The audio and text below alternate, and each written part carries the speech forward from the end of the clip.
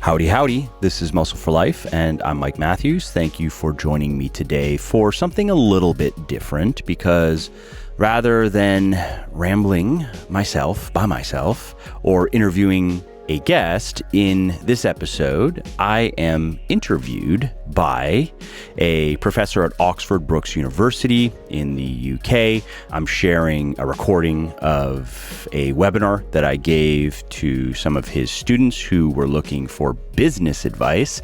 And specifically, these are people who are interested in working in the health and fitness industry. They want to be fitness professionals of one kind or another.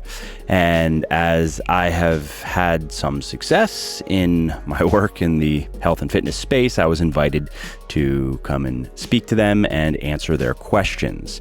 And as for the interviewer, his name is Paul Hough, and he is a senior lecturer in sports and exercise science at Oxford Brookes University. And not only is Paul a fellow author, but he has worked with elite level athletes in tennis and Formula One in particular. And he has also published several studies in academic journals.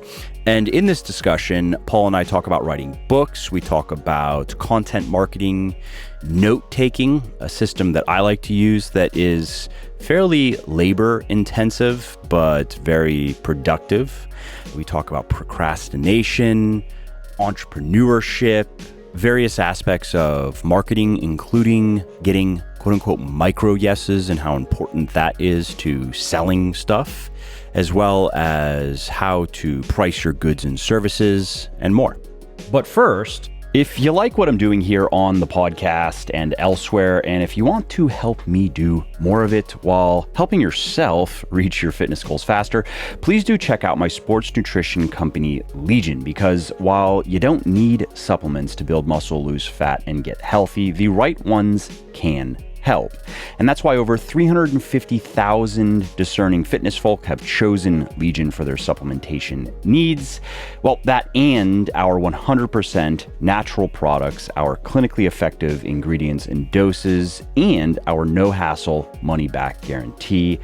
And you should also know that for this week only, Legion is holding its big Labor Day sale. And that means you can save up to 30% on some of our most popular products, including our protein powders, pre-workout and post-workout supplements, fat burners, multivitamins, joint support supplements, and more.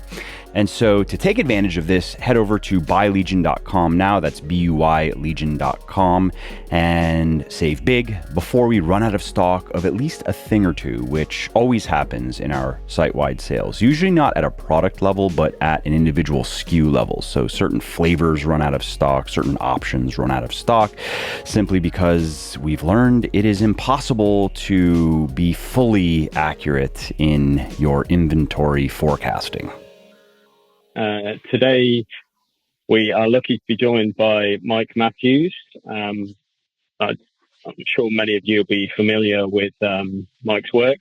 He's a best-selling health and fitness author and the CEO of Legion, which is a best-selling brand of natural sports supplements.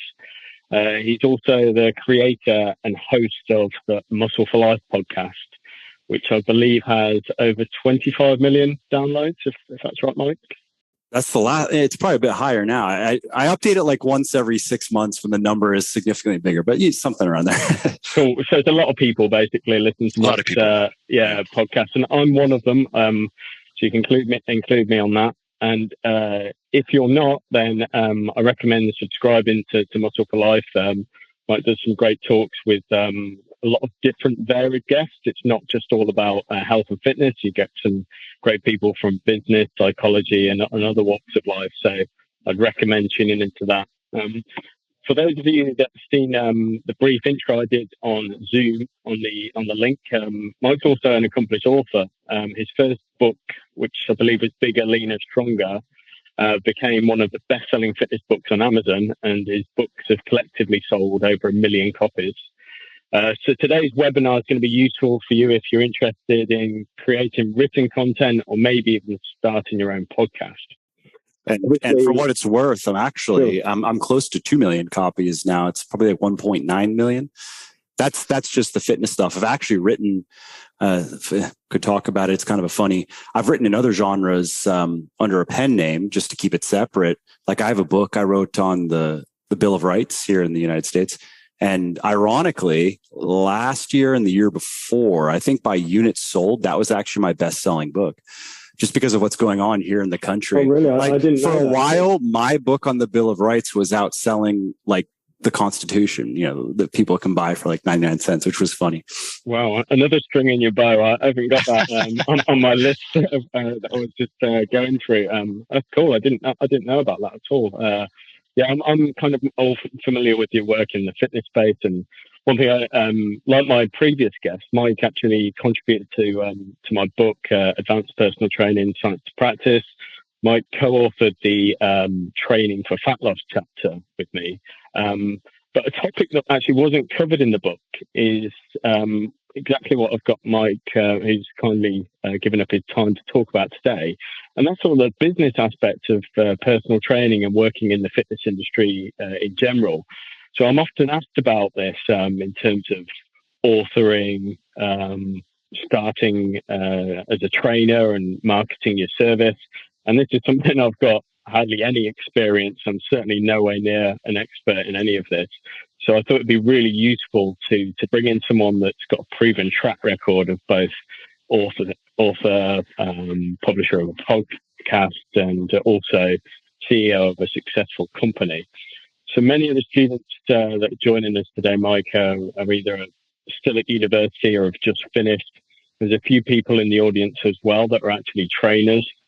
So I think this will be a really useful session for these people that are students and working in the industry, just to find out a little bit about kind of what it takes to make it, particularly in multiple facets of businesses, as you've managed to do. So if it's all right with you, Mike, I'll start straight away with the questions that have come in. Yeah. And we'll just go through these, and I'll try not to go off on too many tangents. I had a few people last time said I kind of asked too many of my own questions, so I'll try and avoid that. So we'll start with Steve, and Steve's question is, what do you attribute the success of your first book to? He said, I would like to write a book on strength training, but I don't have a large following on social media, so I'm not sure how I would promote it. Yeah, good question. So when I published Bigger, Leaner, Stronger, that was 2012. I also had no following at all. I had no connections in the industry at all. It was a nights and weekends thing. And I had my own personal story, a personal transformation, some pictures. I had worked with people, and I knew that, this was in the beginning when I first learned about energy balance. Like that was kind of a revelation to me in the beginning when I first learned about it, and learned about macronutrient balance and learned about some of the actual fundamentals of training. Whereas up to that point, I had just done a lot of stuff that you would read about in bodybuilding magazines. And even that content has changed, and it's I'd say on the whole better now. It's a bit more evidence-based now and practical than it was back then. So that you don't have to have a big following to have a successful book. So that's something that I think is just encouraging. However, I will say, and so this is just directly answering the question. Bigger, Leaner, Stronger. It was the right book at the time, and for a couple of reasons. And in business, you often wonder. You take a successful business, and you wonder what was like the number one factor that really made this business go. In a lot of cases, timing is a big role. Like the right idea at the wrong time is kind of the wrong idea. The right idea at the right time, that's when you can really find that product market fit. And so coming back to Bigger, Leaner, Stronger, we rewind 10 years or so, when 2012 or was when I published it. And at that time, there were not nearly as many books, fitness books on Amazon as there are now. So that was something that was working in my favor. And there were no books like Bigger, Leaner, Stronger, in that that first book that I wrote was kind of like a minimum viable product. And if people haven't read the book Lean Startup, I recommend reading it, because I think that's a smart way to approach business. And this is, I think, a good framework for just decision making in general. But in business, you have to ask yourself, all right, what's my goal? What am I actually trying to achieve here? All right, now what's the most effective way that I can come up with to achieve that goal? All right, now what's the most effective way to test my idea and see if it has legs and if I should invest more?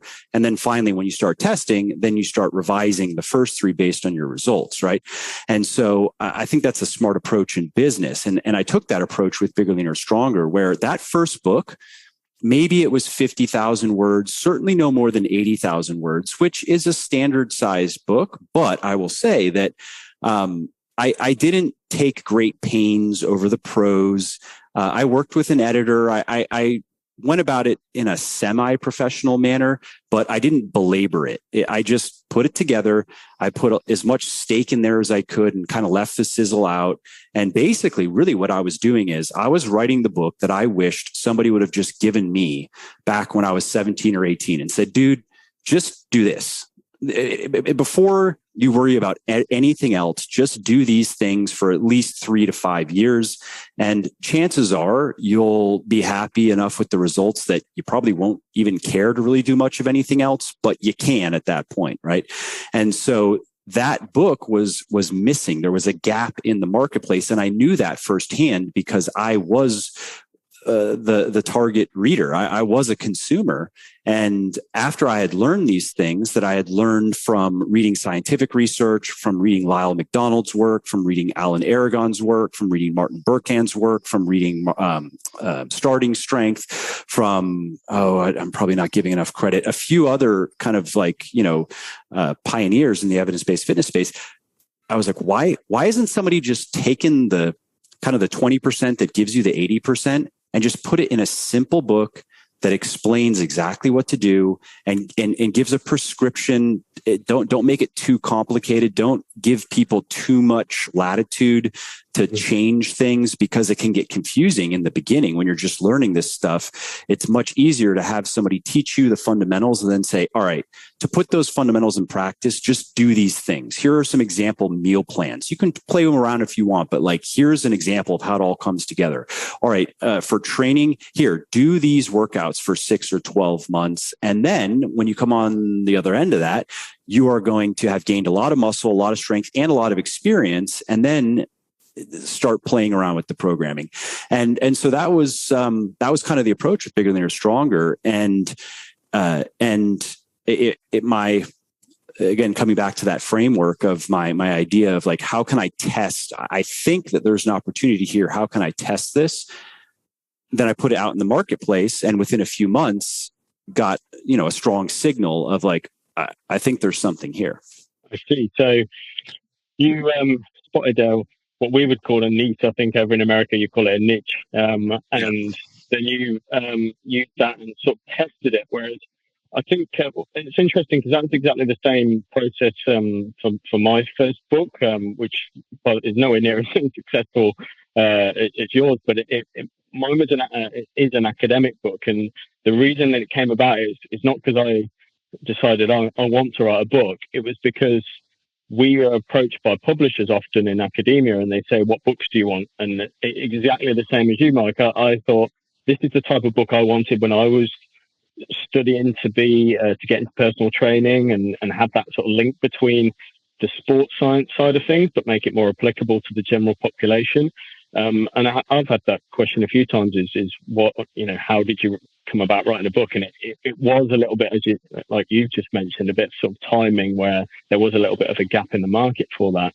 And just to as a kind of branch off to that, do you think that could be an issue in today's market? Is that people now feel that there's so many ebooks, whereas when in 2012 when you published yours, there wasn't that, so you had a little bit of a competitive advantage. But now it's easier to publish online and self-publish, and or even sort of the nature of this person's question linking in social media.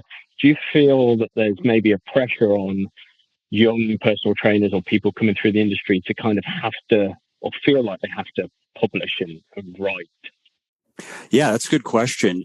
I think that, so I think there are a couple ways we can go with that. So one, if we're talking about writing books, I actually would not recommend writing books unless you like writing.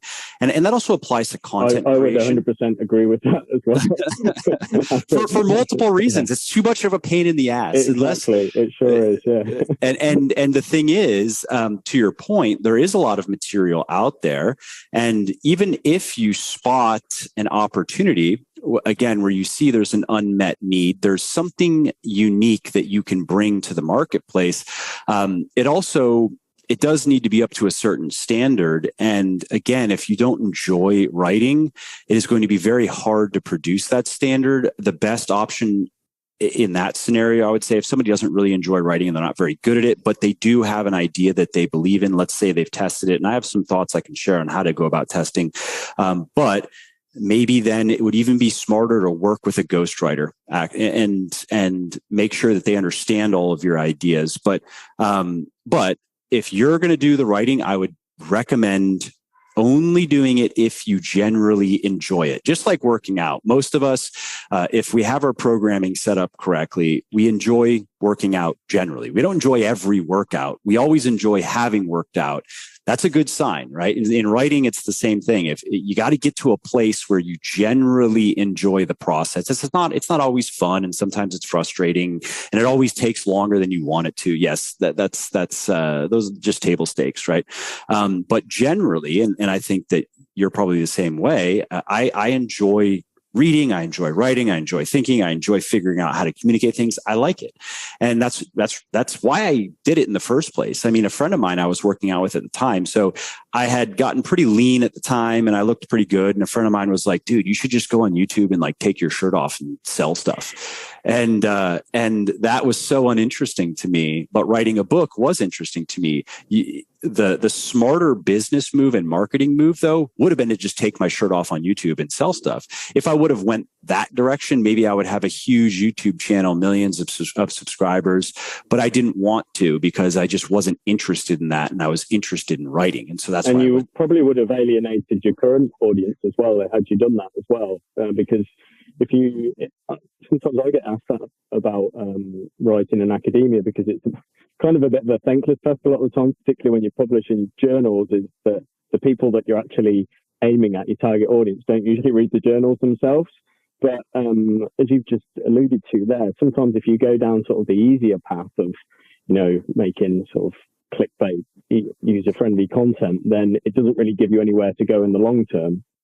Yep. I mean, again, it comes back to clarifying the goal. What is my actual goal? And it's important to be very clear with that, right? So if the goal is to just make money, to be very kind of just mercenary and, ethics be damned and churn and burn kind of business, then that would take you in one direction. But if the goal is to create good content to help people understand how to get into better shape. And yeah, most people don't read books. Statistically speaking, the average person reads 0 books a year, right? So by writing books and continuing to put time into writing books, I am targeting a specific segment of people, but there are very good reasons, I think, for targeting that segment of people. And so there's an overlap there between a business case and my own personal interests. But anyway, coming back to the question. So you don't have to, if you want to, let's say, build a following, build a business from that. You don't have to write. I do think that you don't even have to do any sort of content marketing per se. Now, that's something that I have chosen to do a lot of, and a lot of Legion's success is from content marketing, my content marketing, Legion's content marketing. I like it for a lot of reasons. It is not the only way to build a business, though. Of course, there are plenty of businesses that produce no content whatsoever, but they do very well on the paid advertising side of things, for example, or they do very well with influencer marketing, for example. However, I really like content marketing first and foremost because of what I said is it's a way to really help people and especially in fitness, right? Take supplements, take Legion. You don't need any supplements to get into great shape, to be healthy. And so one of the things I like about Legion is, I stand behind our formulations. I think that we produce high quality products that are backed by a lot of high quality evidence. I think we promote them in an honest way and don't oversell them. But what is cool about Legion is it brings a lot of people in who are kind of looking for quick fixes, looking for the miracle pill, powder, potion, and then gets them into learning what they actually need to know, gets them into learning how to eat, how to exercise, gets them to understand that supplements aren't as important as a lot of these other companies have told them they are, right? And so I do think it's I really like content marketing, but it doesn't have to be written. So for people who want to have the desire to help people in that way and to communicate and to teach, again, I think those are important qualities to have to be able to succeed in any form of content marketing. But if somebody has that desire, I think that they should choose what is most appealing to them. Some people I know, very successful content marketers who don't particularly like to write. They like doing podcasts. That's what they like. And take Mind Pump, right? Very popular podcast, cool guys. Sal likes to write, but the other guys don't like to write. They like to have conversations. And even Sal mostly likes to have conversations, and they do very well with that. Take YouTube, for example. You can have highly scripted YouTube content, and that obviously requires writing.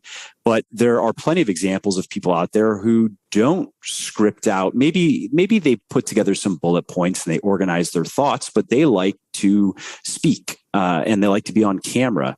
And for me personally, I don't particularly like being on camera. I'm ambivalent about it. I think YouTube is a great platform, and there are a lot of arguments to be made for why I should be producing more content on YouTube. But I don't particularly like it. I much more prefer working on the next book, working on articles, working on podcasts. And so that's what I focus on. And so I don't think it's necessary to write per se. However, if you do like to write and you can become competent at writing, I think there are some big advantages to that. But I'll stop there, so I don't want to take up too much time. No, that's really interesting point. So I guess to boil it down, it's play to your strengths and what you enjoy doing, and don't feel like you have to communicate for a certain medium just because everyone else is, and there's a certain expectation, whether that's perceived or real, is just do what you kind of feel your strengths are. Yeah. Or even just maybe you don't know what your strengths are yet, but then, okay, where are your curiosities? Where are you just drawn toward? It's, and this is, it's just because of the creative nature of content creation, and marketing is like this as well. It's very hard to be good at it if you don't like a lot of what you're doing. Like, again, you're never going to like every moment and every detail, but it's very hard to be a good creative thinker when you're just bored and you're having to push yourself every step of the way and you don't feel drawn into it at all.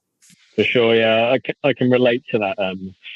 As someone that's obviously, I've studied sports science and worked in it for quite a long time. And there were a few trainers early in my career I worked with, and they would say to me, look, we really enjoy training, Paul, but we don't want to be bored by it when we started going into all stuff about the science. So, and I think you're right. That probably comes out, if you try and force it and communicate in a way that's maybe not your kind of style, or you're not really that into the science of training, then what you end up doing is just regurgitating other people's content. And things like Instagram and Twitter, it becomes quite obvious that you're doing that.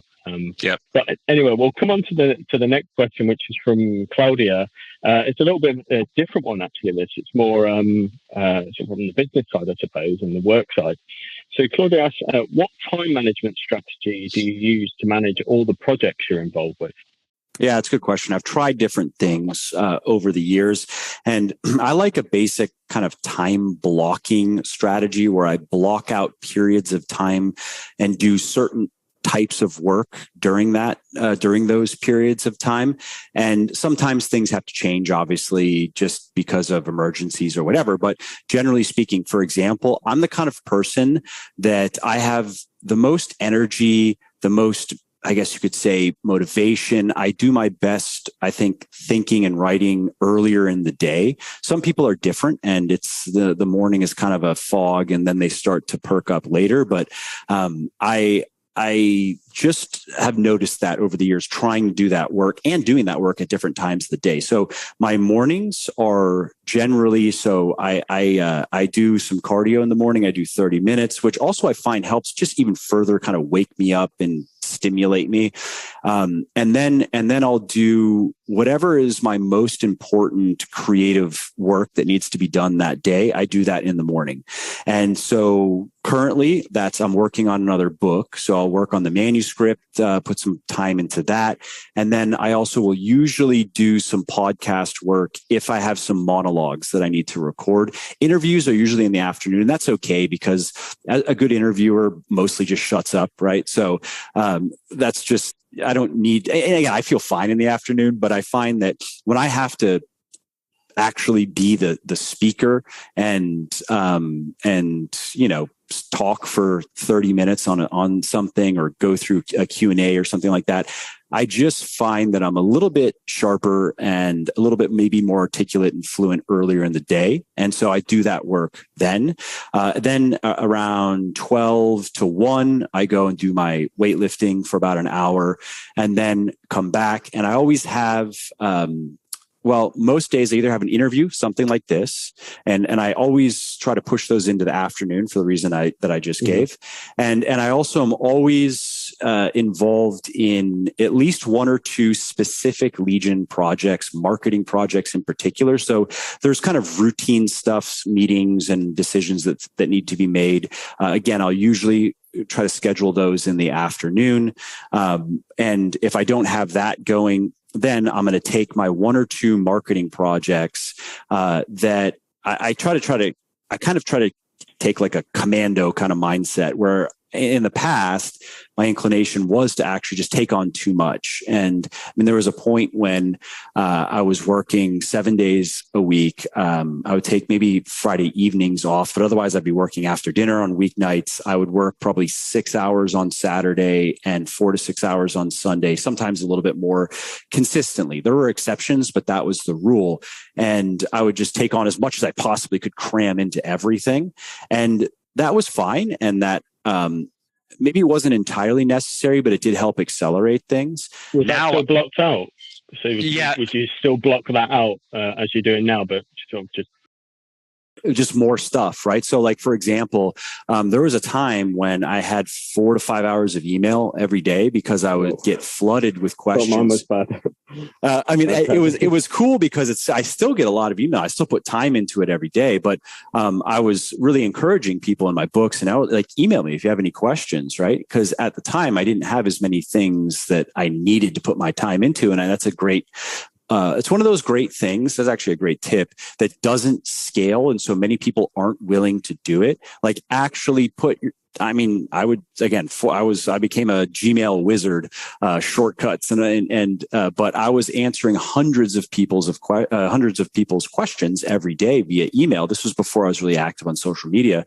And that generated a lot of goodwill and also word of mouth, because even now that's kind of rare to reach out to anyone with any sort of following of any kind and get a real answer that's like good, or an answer at all, right? And so I was very diligent about that. And so exactly, I still would approach that from a time blocking standpoint. And so anyways, so in my afternoons, I have one or two marketing projects that I think are a good use of my time, that have a high potential impact. I try to avoid stuff that might be a good idea, but even if it goes well, won't really move the needle that much. That's the kind of stuff that I would rather delegate to other people, only because I only have so much time. It's not that I think I'm too good for it or anything. But so I work in the afternoon on that. And then as we get a little bit later in the day, I take time. So I should have mentioned, when I'm doing cardio in the morning, I'm doing one of two things. I'm either doing a phone call that I have to do, like a work call, for example, or maybe a personal call just to stay in touch with people, or I'm reading, and I read on my phone. I use the Kindle app. And so I have this bike back here. So I'm just on this bike, and I'm doing maybe like 5, 6 out of 10 in terms of intensity. So I'm breathing, but I can still have a conversation. You would hear me breathing, but I'm not gasping. I'm not doing high intensity stuff. And so I like to multitask that time, just because I'm going to take time reading anyway. I have to do this call anyway. I might as well do it on the bike. Fast forward to later in the day now, as we approach dinner, then I have another period of 30 or 45 minutes where I read. It's like kind of a thing in my schedule. And I used to do that in the morning. But again, I found that I do my most productive, my highest and best use of my time, at least that I can come up with currently. I do that work best in the morning. So I really don't want to take time away from it. And the reason I shifted my cardio to that time is I actually find I do it even a little bit better after I've done 30 minutes of exercise. And so I'm really trying to optimize that morning to get the best work out of, because as you and anybody who does creative work knows, it's not just about quantity. It also quality matters. And when you're in the right state of mind, I mean, that quality can be so much better and save you time on, let's say, like writing a shitty first draft that is shitty, but that's fine. And then it takes 4 revisions to get it to the right place.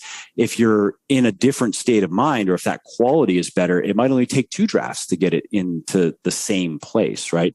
And so we fast forward to later in the day. I have another set period of time that I read.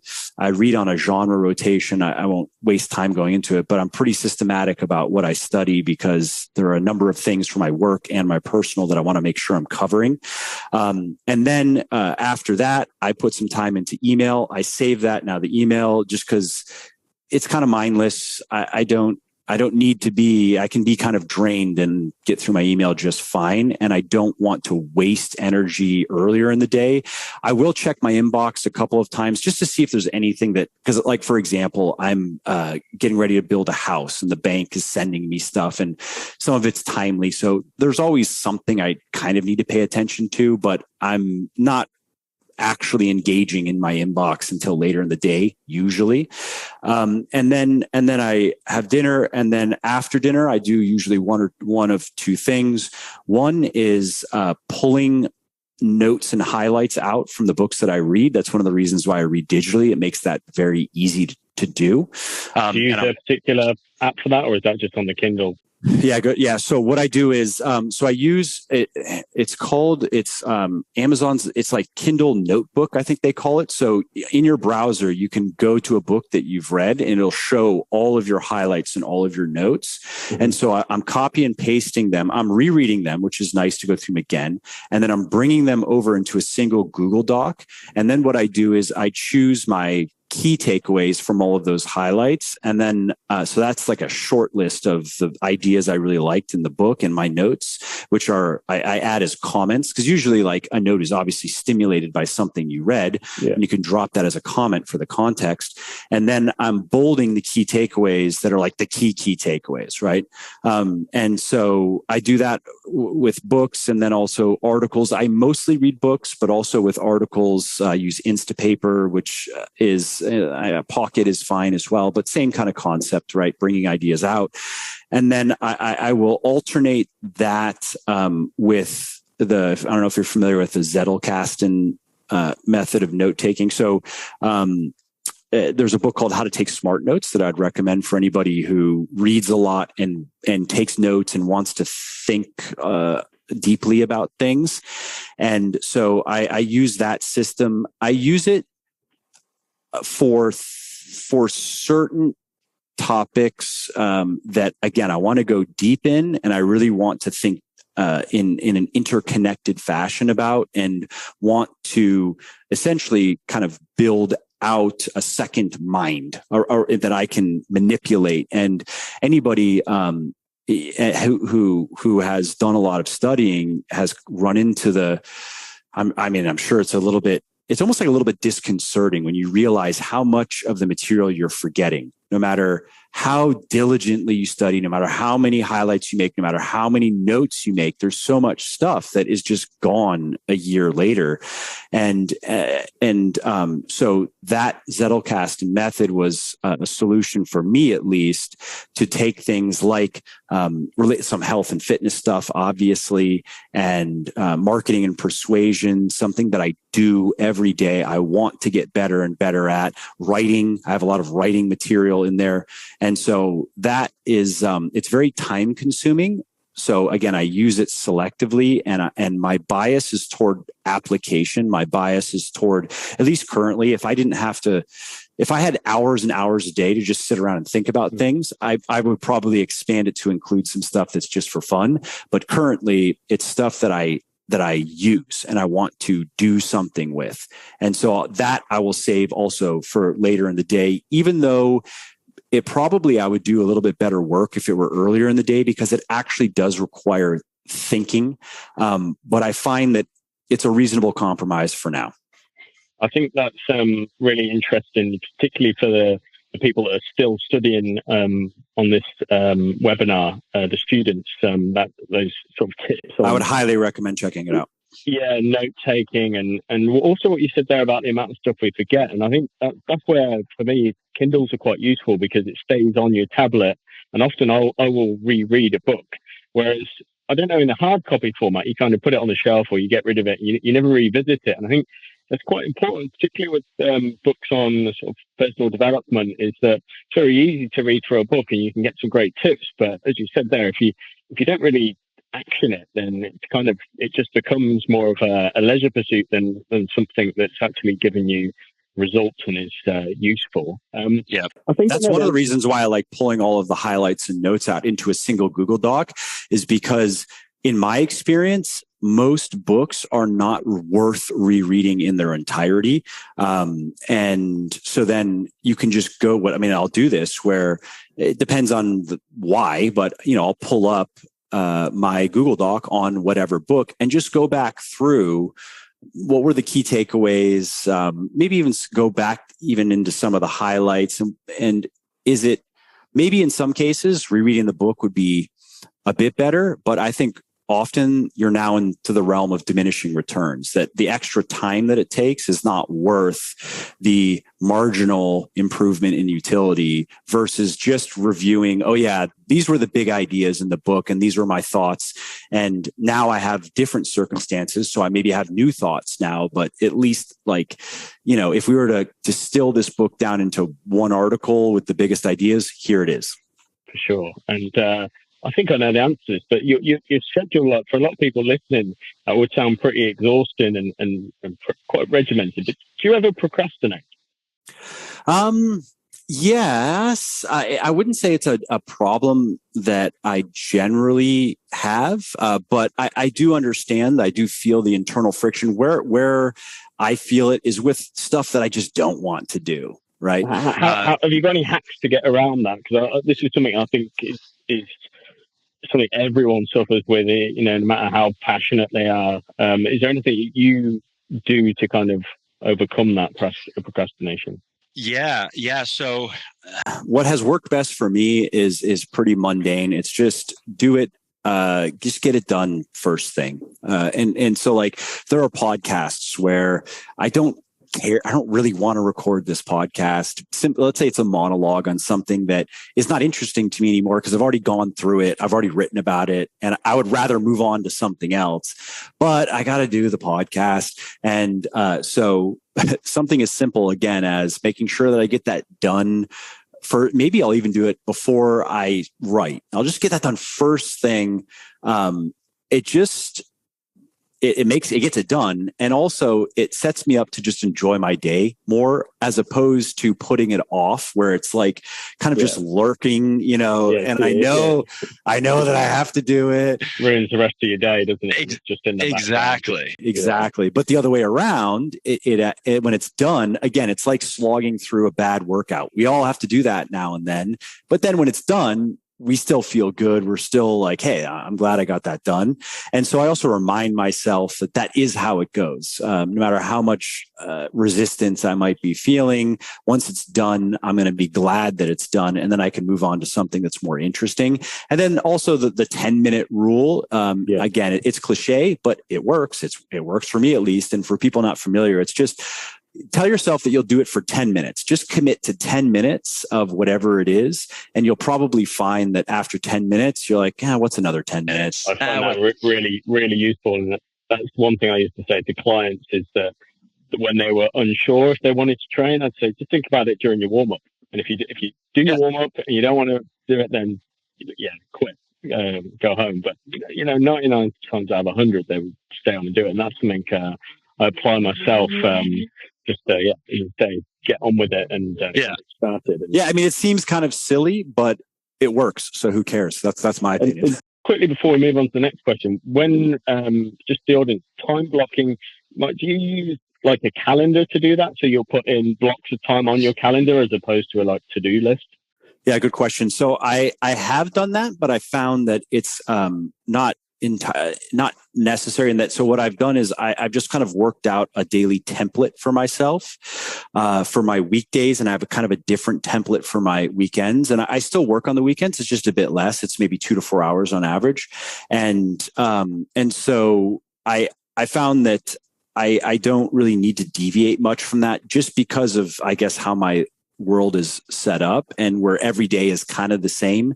And so, if I were to add time blocks to my calendar, it would kind of just look like the same thing over and over. So what I use my calendar for is just anything like this, any thing that I need to do at a certain day at a certain time. I put it in my calendar. I never try to remember any appointments of any kind. It goes in my calendar, and I look at my calendar first thing in the morning. It's just part of my, it's just so I know exactly what I'm doing that day. And then I move that. I use Notion to manage my tasks of like, here's what I'm doing today. Here's what's kind of in progress. Here's what I have this week. Here's what I have next.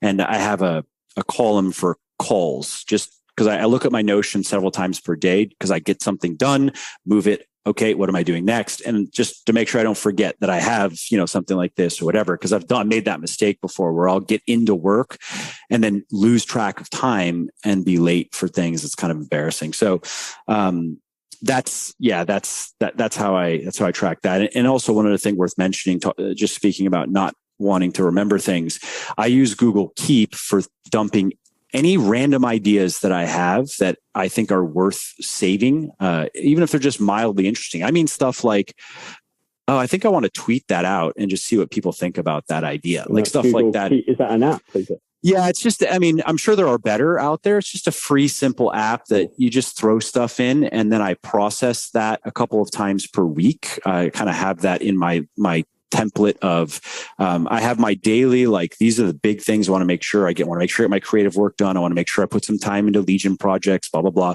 And then I have my weekly of, want to make sure I get certain things done every week. And one of them is a couple of times I process everything that I've dumped into my Google Keep. And the point of doing that is I don't want to waste any mental energy trying to remember things that are just one-off, again, appointments or little interesting ideas. And so also what I like about Google Keep is you can take screenshots on your phone and then add notes and save it in there. So like if I come across an email that I like, a marketing email, I know that's kind of clever. I want to maybe do my own version of that, save it to Google Keep, and then I don't have to even think about it anymore. And I know it's there, which then frees up attention to focus on work and other things.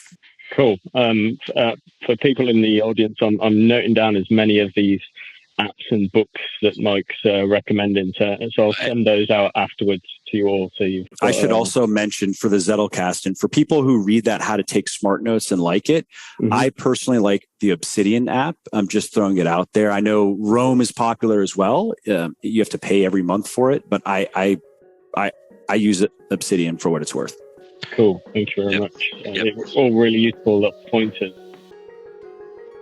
Hey there, if you are hearing this, you are still listening, which is awesome. Thank you. And if you are enjoying this podcast, or if you just like my podcast in general and you are getting at least something out of it, would you mind sharing it with a friend or a loved one or a not so loved one even who might want to learn something new? Word of mouth helps really bigly in growing the show, so if you think of someone who might like this episode or another one, please do tell them about it.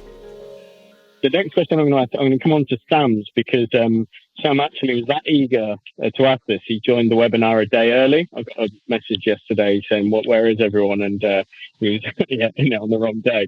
So this is from Sam. Hopefully he's with us. What is your favorite aspect of being an entrepreneur? That's actually a good question, because if I rewind to I was 17, 18, I wasn't sure what I wanted to do. I figured I probably would become an entrepreneur, but at the time, my idea of an entrepreneur was like just someone who sells widgets for a profit. And that sounded so uninspiring to me. The idea of making a lot of money wasn't nearly stimulating enough for me to get excited about that. Like, I can't wait to just figure out how to make crap that people will buy at a good margin. You know what I mean? And now that I've had some success in business, I have more appreciation for the kind of like the art and science of building a business. And I have more appreciation for the positive impact that businesses can have in people's lives, of course, depending on what they're selling and how they're going about it and blah, blah, blah. But I was not necessarily inclined toward entrepreneurship just as a thing. The idea of like working, a lot of what I see, some of the appeal, the idea of making a bunch of money and just working for yourself and calling yourself a founder, an entrepreneur. I just didn't really care about that stuff. I wanted something that I really... Would you say that's become more prevalent now over the last 5 years or so than when you first started out, Mike, in terms of the whole kind of hustle culture and do-it-yourself type thing? Yeah, I'm sure it has. I didn't personally participate in social media really until it became a thing for work. I remember having a MySpace. I remember that. But that was just like for friends and just saying stupid stuff online. And maybe I had a Facebook, same thing. I didn't really pay attention to it much though, but I'm sure as social media has become more popular, I would guess if we were to poke around online and even just probably like Google Trends, doing a couple searches, we would see that that's the case. And I don't think that I don't think it's a smart. I don't think that just the desire to, again, be a kind of hustle and grind and make money and show off stuff and call yourself an entrepreneur, that's not a good reason to go down that path. And I don't think it bodes well. What is much more important is wanting to solve problems, help people solve problems. Like that's where it starts. People have problems and you can help solve them. Or in some cases, maybe it's people, they want, like why does a woman buy a $5,000 purse? It's not to solve a problem, but it's to scratch an itch, so to speak, right? So I guess there's two sides of that. We have wanting to experience certain things because they're pleasant or wanting to solve problems. And a lot of businesses, of course, what they do is they solve problems for people. And so starting with that mentality and also considering they aren't just customers, but maybe taking the perspective of these are clients. These are people who you want to treat as friends, and you want to take you want to act in their best interests over your own, right? So I think that is the correct mentality to have when getting into business and looking for an opportunity where you can help solve problems and you can show people, again, in their own interests as a trusted advisor and friend, how they can experience better whatever it is that we're talking about.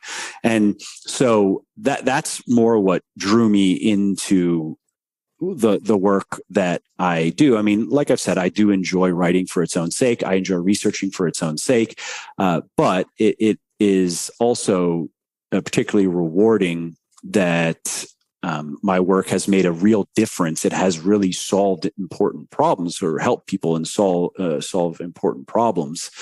And so that's why I moved in that direction. And in terms of what do I enjoy the most about it, what I find most satisfying is really what I found most satisfying in the beginning. I still enjoy researching. I still enjoy writing. And I still enjoy seeing the effect that my work, and it's not just me, there's like 60 plus of us, so I can't take all the credit, but to see the actual impact in people's lives. And I know that it sounds almost like that's what I'm supposed to say, but it really is the truth. I have friends who are very successful, more successful than I am, who are not bad people, but they love making money. They just fucking love it, right? I have one friend, all in his net worth is, I don't know, $700 million, $800 million. And he loves making money. He doesn't work in the fitness industry then.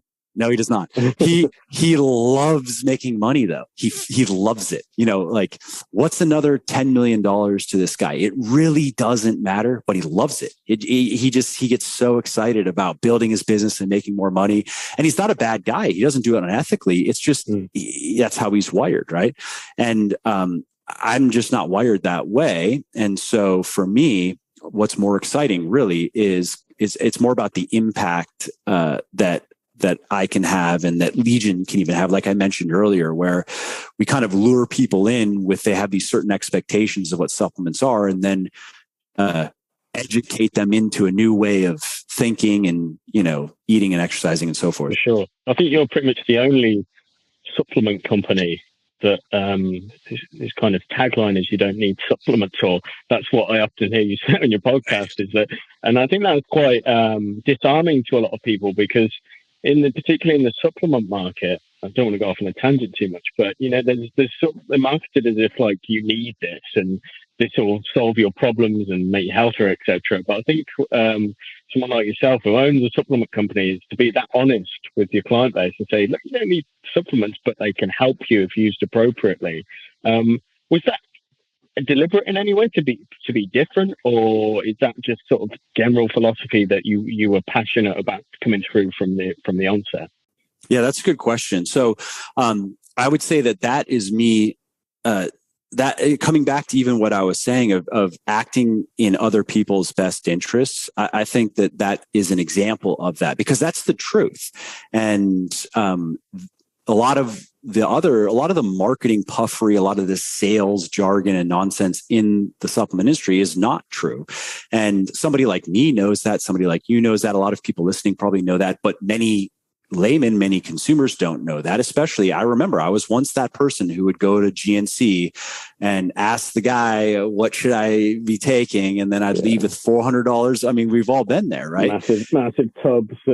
Yeah. And remember in the back, the stuff under lock and key. Yeah. Right? Like, yeah. The Gorilla Test 2000 and all that shit. Right. And it's just like Tribulus terrestris and sawdust, who knows? And so that's an example of, I think of exhibiting that.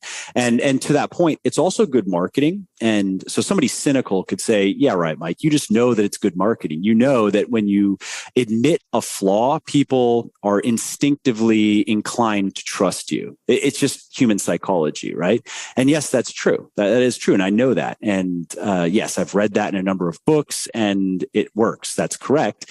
But that doesn't mean that it's wrong to do it. if it is being done honestly. And this is an example of it being done honestly. And that message, it resonates with a lot of, a lot of my target audience. There are some people it doesn't resonate with. And like, for example, there are a lot of people who are just getting started and they are unsophisticated as a consumer, not stupid, just unsophisticated. We were all unsophisticated at one point. And they hear me say, supplements are not that important. You don't need them. The right ones can help if you use them correctly, but you really want to know how to do this other stuff first. And then they hear somebody else, some guy on YouTube, maybe some good looking, ripped guy on YouTube. What's his name? V-Shred, named V-Shred. They see him saying, hey, look at me and take this pill and you're going to lose 20 pounds in 30 days. It's that easy, really, right? And whatever the rest of the pitch is, but that's the pitch. Yeah. And even somebody who's unsophisticated, and let's say they're not stupid, they might be skeptical and go, really? I don't know, but whatever, who cares? It's $50 and maybe this many people will take the chance on it, don't they? Maybe, just maybe, right? Hope. And exactly. And so those are lessons that people just have to learn. And we've all had to learn those lessons the hard way, so to speak. But what's nice is once those unsophisticated, let's say they're at the lowest level of sophistication when they start out, okay, they try one or two others, and then they go, all right, I'm done with the quick fixes. And then now all that type of messaging turns them off, and maybe they remember me or they come across me again. And now my messaging appeals to them because they've had some experience and they've kind of moved to a higher level of sophistication as a consumer. And so, yes, to answer your question directly, that messaging is very deliberate and it has even been tested. Like I know that messaging wins out versus many other types of messaging that we've tried. But I think that the two biggest reasons why are, yes, it is a good admission of a flaw, so to speak, but it's also true, and it speaks to a truth that many people, maybe they don't know it yet, but they instinctively they've started to come to that conclusion. And so then when somebody says it, also a supplement company is saying it gets people to pay attention. And in marketing, right? So to get somebody to the ultimate yes of saying, yes, I will buy, they need to go through a series of micro yeses, so to speak. And that first one starts with, yes, I will pay attention. And there's so much noise out there. It's hard to get people just to pay attention. And from yes, I will pay attention, it's yes, I will engage, right? I'll engage deeper with this. I will start to have a conversation, so to speak, with, in this case, I mean, it's literally me who wrote the copy, but so that's one of those things that it grabs people's attention and it makes a certain percentage of people inclined to engage further.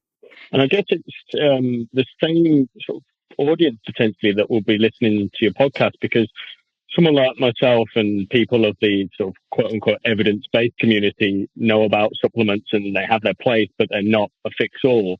They would listen to that. And that's exactly why it sort of caught my eye. I thought that's really refreshing to hear someone say that about supplements. And I guess we would call it in today's day and age being authentic, but I avoided the word because it's such a buzzword.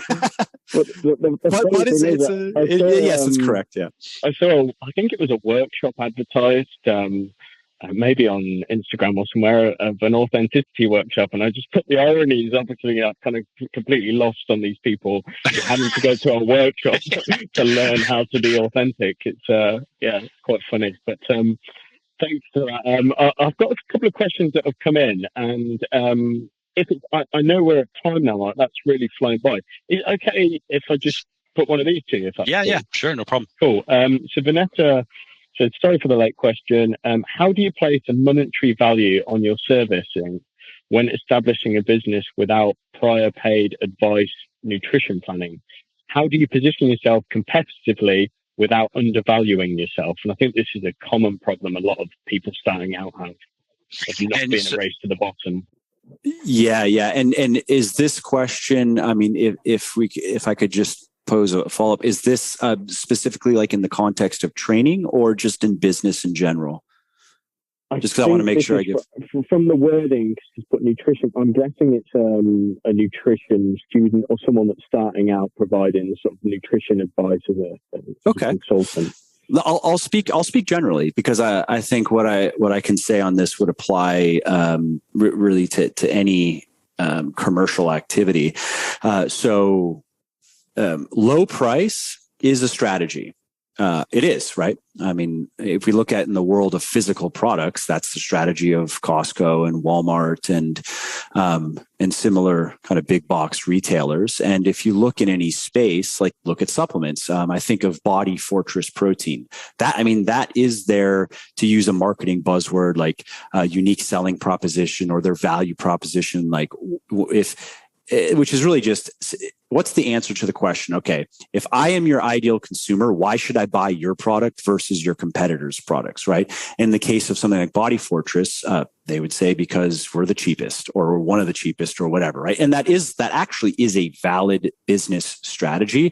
It's just a difficult strategy to execute. It's not a strategy that I personally I don't think I would look to pursue it in any business, because the margins are very slim. The capital requirements are very large. You have no customer loyalty. Customer lifetime value is low, and it really is a quantity game. So, do you think that's more problematic in a service industry like consulting, where you kind of, if you start too low, then people might think, oh, the actual standard of the advice I'm going to get is going to be poor. Yeah. And so that's a great point, in that there is certainly a perceived value in cost as well.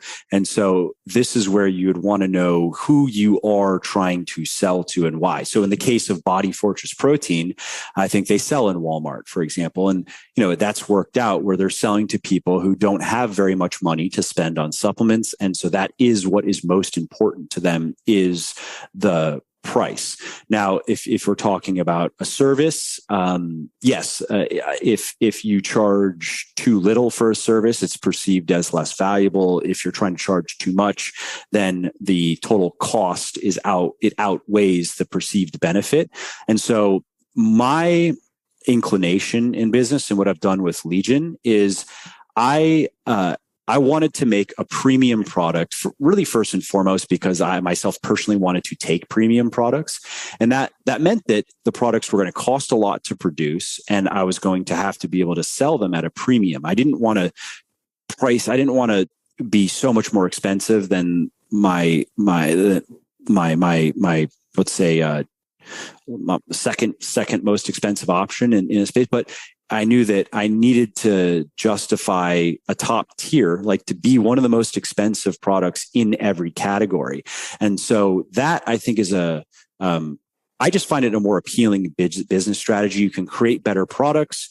You generally are going to have less annoying customers. And that might sound bad, but it's just a fact of business that if you're dealing with, let's say, more of a commodity and it's all about low price, and I've spoken to a lot of people in business, you're going to get a lot more complaints, and there are going to be more headaches than if you're selling to people who have a bit more money to spend on stuff, and it just is a point of psychology, I suppose. That's interesting you say that, because one of the services, like at my previous lab that I worked at, we would sell sports science services. So clients come in, they pay for a fitness test or body composition analysis, whatever it is. And I would find that with people that initially might sort of haggle at the price at the start, tended to ask a lot more questions after the assessment and want a lot more follow-up than people that didn't even ask how much the test was. They kind of, you never see them again. And what's going on there? Is that a common phenomenon? We've seen it a lot. So we have a coaching business as well that does fairly well. We do a few $100,000 a month in revenue. We've worked with thousands of people, and we have seen that consistently, where just that point of the more the bargaining and the more difficult somebody is in the outset, the more difficult they generally are as a client.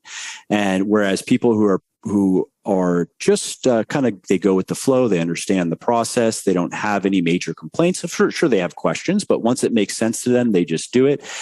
They tend to just be smooth clients. And a lot of our clients will stay with us, even though part of the pitch is we want to make you self-sufficient. But we actually, it's in the copy, like we want you to fire us after 3 months. And that's copywriting, but it's true, actually. Like we want people after 3 months or so of coaching to at least feel like they could just go off on their own. Many people choose to continue though, because they like the service. But yeah, I mean, there are what's I think it's Selling the Invisible is a good kind of classic book on selling services. And what we're talking about here is talked about in that book and elsewhere. So it just is something to understand that if you, generally speaking, if you target higher segments of a market in terms of product quality, product price, and so now you're going after people who, like in the case of Legion, what it really means is, and I know this, I have this data, right? So my best customers generally are quite a bit more educated than the average person. So we have a lot of college degrees, a lot of advanced degrees. They make quite a bit more money than the average person. So household income of 100K plus is overrepresented. Well, I guess those are kind of the two main points for just this point here, right? And so we've just found that those people, again, they just tend to make better customers. And I don't want to say they're better people, because I don't think that's fair, but I'm just speaking in a business context. They tend to make better customers than people who maybe are on average a lot less educated and make a lot less money. And part of that, of course, is just the people, the latter group, the money is tighter and the problems are greater, and not having enough money sucks. Having financial problems sucks. And then making maybe bad financial decisions on top of having money problems, like, for example, buying hundreds of dollars of supplements when you can't really afford it, and then having buyers regret. So I understand these things, right? And I just find, though, that we deal with maybe less of that than some of our competitors. But the question is, how do you create products and services that people who, let's say, are in the former group, maybe a bit more educated than average, and make more money than the average people. They're also, those people tend to be pickier as well. So they're not necessarily easy to sell. So how do you create products and services that will appeal to those people? Well, I think fundamentally that is just a marketing question, and marketing begins with ideation. It's not just, I have a product, now it's time to market it. Marketing informs even the creation of products and services. And so really what we're talking about here is, how do we create a product with enough appeal and enough exclusivity that's unique enough to warrant the high cost? And I don't want to go on and on. I don't want to I go off on tangents, and I don't know if I'm even like saying things that people want to hear anymore. But my point is that you can systematically create products and services that have enough appeal and enough exclusivity. And those two things are very important. They almost are like, they're like multipliers in terms of ultimately, can you get the person, again, to see that the value outweighs the cost, right? And the cost isn't just the money. It's also the time, the energy. Nobody likes to buy things that don't work out. It makes us feel kind of stupid and annoyed that, so there's some psychological cost that comes into play as well. So I'll stop there. A large part of this then, from just taking what you were saying there, is actually establishing what type of client you are looking to work with, and almost like you've got your demographics there and a lot of data, which probably feeds into your future marketing. So this person starting out who asked the question is probably wants to be in a position where they can almost kind of draw their intended client base, and that will help them sort of sell to that it's demographic. Very important. Right? Specificity sells. Specificity, rather than just sort of a blanket approach, that sort of more targeted approach, which, as you say, it might alienate a group of people, but equally it will resonate more with the people that you want to work with. Maybe that, I mean, if they're going for sort of, I'm guessing it's nutrition advice in this this context, they're probably going to be thinking of being health conscious or already health conscious, and they just want that advice, but they maybe don't want to pay a premium. So you just got to kind of get an idea of what that person looks like. Would that be sort of a way of starting for this person? Yes, it's very important. So specificity sells in marketing, specific claims, and speaking specifically to certain to people, and to people who you understand the psychology of. You understand what it's like to be in their shoes. You understand what they are drawn toward. You understand what they are repulsed by, right? What pushes them away. You understand their problems, right? You understand how they talk about their problems to themselves. You understand the types of things that they've tried before, right? And so the better you can understand really who you're talking to, the better you're going to be able to sell to them, of course. And having that honesty as well is also important about who the product is for and who it's going to be beneficial for. I mean, yep, and who it is not for. That's also a marketing. That's sure. Like a copywriting tactic that is smart. I mean, when you see there are smart copywriters and you'll see them use it and you know what they're doing, but if it's used authentically, then it's a powerful persuasion tool that actually is helpful, because no product or service is for everyone. There are always people it is not for. And when you can explicitly say, this is not for everyone, it is not for, and sometimes there's a little bit of salesmanship in there, right? Like you wouldn't necessarily say this is not for lazy slobs who don't want to put in any work. In the reverse psychology type.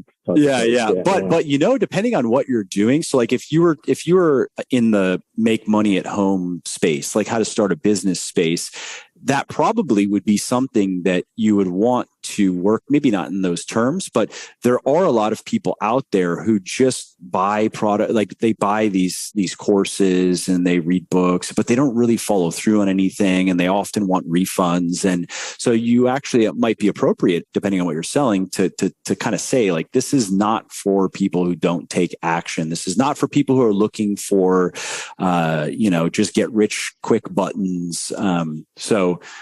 But to your point, yes, getting very specific about who you are trying to help. And that might even mean like maybe these people all have a common interest, and that's something that you're interested in. And, maybe it's, it could be related to, let's say, a sport. It could be related to a hobby. It could be related to any type of interest that brings people together. It does make your product better as well, because I mean, in terms of a book, I often get people on social media message me that aren't personal trainers, and they're not studying, they're not students, and they're just sort of interested in fitness, and they ask me, is this book for me? And most of the time I say, no, that's not really how I wrote the book, because if I tried to catch that audience as well, it would have diluted it too much for my actual target audience. So I think being honest with you as well, because the book's pretty expensive. I don't set the prices, publisher does, but I'd feel quite uneasy about saying, it's for you, it's for everyone, because they buy it, maybe be a bit baffled by it or find it a bit too arduous to read. And then, of course, then that doesn't look good on you, as you lose your authenticity, I guess. Yeah. And again, coming back to, that's not acting in their best interests. You're acting in their best interest actually by telling them honestly, probably not for you. And I've done that many times over the years, where people would email me with questions, and instead of pitching them to try to buy a book, I would just send them to a free article that I already had written that answers their question, and just leave it at that. And if they have more questions, and eventually some of them would find a way to a book, but people, they really appreciate that type of honesty, because I don't know if I would say it's rare, maybe, but I can say in the fitness space, especially with supplements, it's kind of rare. Yeah, definitely. I can vouch for that. Mike, I've taken up more time than I intended to with this. It's gone pretty quickly, and I've found your responses and in your answers and advice really useful. And I'm sure the audience has, and we can take these points away and really sort of be able to apply them. Thanks very much for your time. Really appreciate you taking the time. I didn't get through anywhere near like the questions that came in, but if you wanted, we could do a round 2. I'd be happy to do it. Oh, that'd be awesome. Yeah, if you'd be cool with that, because I said there's a couple of questions that have come in on the chat, and also that I received beforehand that I've not managed to get to. So yeah, maybe we could arrange something in the future. That would be really useful. Appreciate you giving your time. Cool. I'll contact you about that. So yeah. I feel like I'm partially to blame because I tend to talk a lot. So maybe I should have given shorter answers and we could have gone through more. No, not at all. It's better to elaborate and get in what my colleague would say, the richness of the answers. I work with a few sociologists, and they really like sort of long, extended answers. So no, I found that really useful. And as I say, I've taken notes myself. And for people on the call, I will send you the articles and the apps and things that Mike's mentioned, and I'll be in touch about the second part we do. So thanks very much for your time, Mike. I don't know what time you're on over there. Is it? It's 2:45. Yeah. Oh, okay. It's 7:45 here. It's still pretty hot. So yeah, I'm in Florida, so it's the same kind of like 8-9 p.m. It's still hot, and the sun is just going down. You have air conditioning over there, though. True. Actually, yeah, we're not. UK, Europe is not. Yeah. No, it's brutal. But anyway, taking up enough of time. Thanks so much, Mike. Really appreciate that, and we'll speak soon.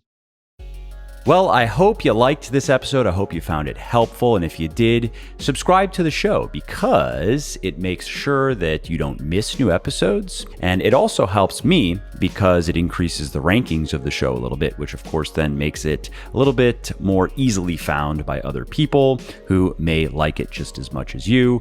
And if you didn't like something about this episode or about the show in general, or if you have ideas or suggestions or just feedback to share, shoot me an email, mike@muscleforlife.com, muscleforlife.com, and let me know what I could do better, or just what your thoughts are about maybe what you'd like to see me do in the future. I read everything myself. I'm always looking for new ideas and constructive feedback. So thanks again for listening to this episode, and I hope to hear from you soon.